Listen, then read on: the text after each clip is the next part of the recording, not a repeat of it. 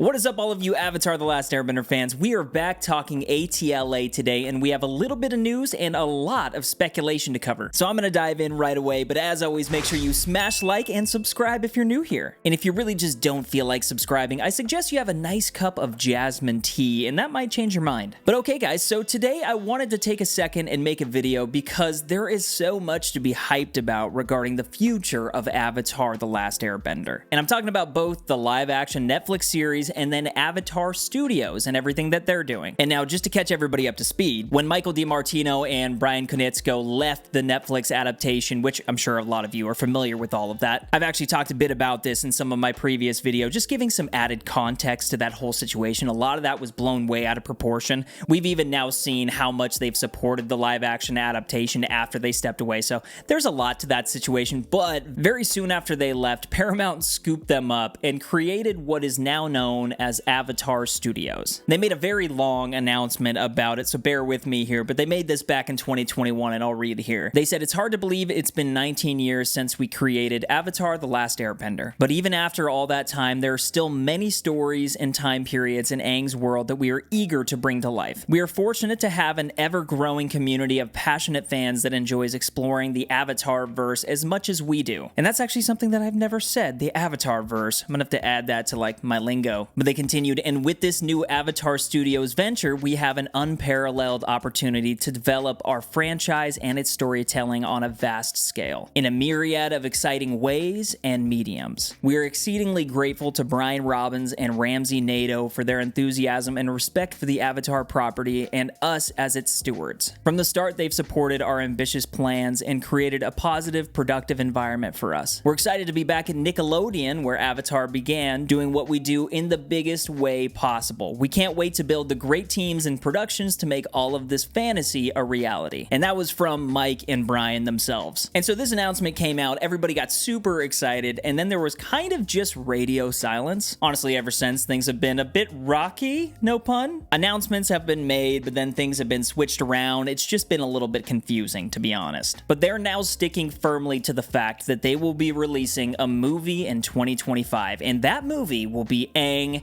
and team as adults. This will also be getting a theatrical release, which is pretty crazy if you really think about it. This is going to be the first time that we've ever seen an Avatar: The Last Airbender animated project in theaters like this. And as a massive fan of this IP, as a massive fan of this franchise now, I'm just really excited about the possibilities, you know, kind of wash the taste out of seeing M. Night's movie in theaters and standing up and leaving and being so disappointed. Now I get to go to the theater and be like, I'm going to see Aang, created by the original creators, and just kind of trusting that, okay, this is going to be a cool journey. And you know, we really don't know much about it. I saw that it's being directed by Lauren Montgomery, who I wasn't familiar with at all. She's done quite a bit of work on the animation side of things. I haven't really seen any of it, but who knows? Hopefully she's awesome. Let me know down in the comments if you're familiar with any of those projects, and also let me know what you guys think could be happening in this movie. I'm thinking that there's just going to be a lot of world building, kind of connecting the dots between Aang and Korra. And I mean, the world gets so industrialized in between then, and so what sort of challenges would that bring? You know, building Republic City and all of that. There's a ton to think about. I think for me, it all just comes down to the villain. I'm a big antagonist guy.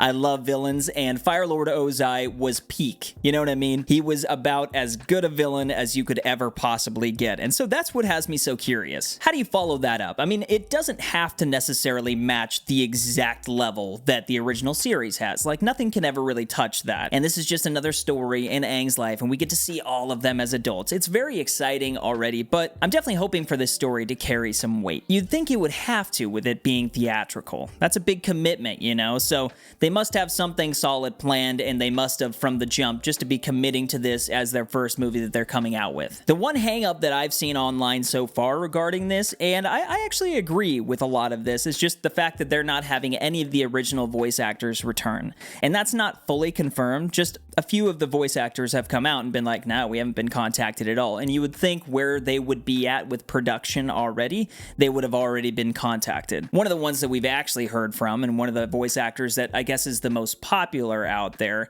is Michaela Jill Murphy. And I'm not entirely sure why she wouldn't be asked to come back and play Toph. I mean, she's like the perfect age now. It just feels like it would fit Obviously, if they go with somebody else, they go with somebody else. That's the thing. But I feel like Michaela has done so much for the fandom. She's so involved in the fandom. You'd just love to see somebody like that get that opportunity. But it's very interesting. And yeah, I mean, just let me know all of your guys' thoughts about that down below. And besides that, it's really just anybody's guess as to what's happening with Avatar Studios. An amazing creator, the Avatarist, just made a full video about a lot of the Avatar Studios thing. He broke it all down. Really good watch if you have the time. But I think the next project that there's been a lot of speculation about is that Earthbender Avatar After Korra series. People are saying that it's in the works and it could be like a set of twins or something like that. They like share in the Avatar. I don't know. That sounds freaking dope, and that would potentially be coming out in either 2025 or 2026. Again, I don't have actual confirmation that that is happening, but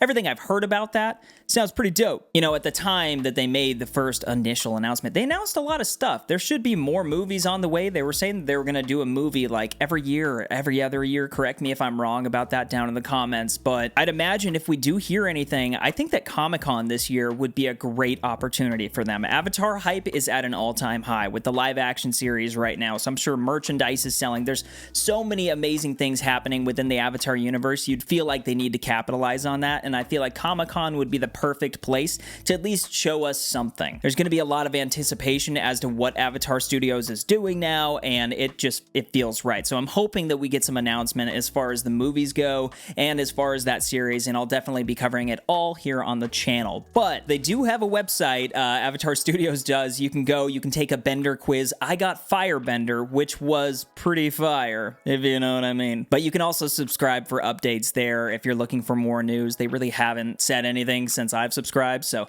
nothing has come out. But yeah, I mean, if it does, I'll definitely cover it here on the channel. But that's just a little piece of information for you guys. But moving on and switching lanes over to the Netflix series and season 2 and 3. There have been some new developments that I have found that I'm actually very, very stoked about. This comes from Albert Kim in an interview that he had with Polygon, where he addresses quite a few different things. He talks about the time jump, and he also talks about how they're going to be approaching season 2 and season 3 of the Netflix Avatar: The Last Airbender series. And so I want to read kind of what this article says, and then I'll break it down a bit. So it starts, there will be more of a time difference between season 1 and season 2 of the Netflix ATLA than the original show. Speaking to Polygon, showrunner Albert Kim says that the writing team went into season 1 fully knowing that any future seasons would have more time elapsed between, and the actors would get noticeably older. So, team accommodated a possible time skip between seasons while working on season 1. And I've covered this a little bit on my channel, so we knew that this was happening, but there's a little bit more to it than that. He also addressed how Aang not waterbending much in the first season was always a part of the plan,